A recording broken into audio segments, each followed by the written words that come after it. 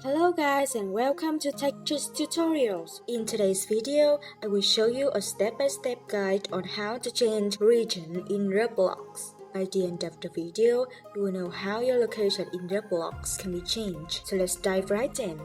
What I'm going to do now on this page is to click on the three dots in the bottom right corner. You will be taken here as you can see. Now scroll down in here and then click on Help.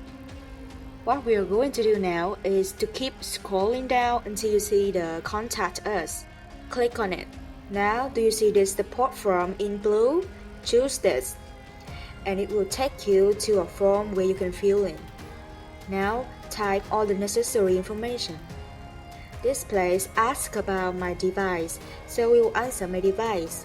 Type of help category. Choose data privacy request and right of access. Now the description. Just type that you want to change your location into what. The final step is to submit. Now just wait for Roblox to change your location. And that's all for the tutorial. Don't forget to hit that like button, subscribe and turn on notifications to receive more tips and tricks. Thank you for watching and see you again next time.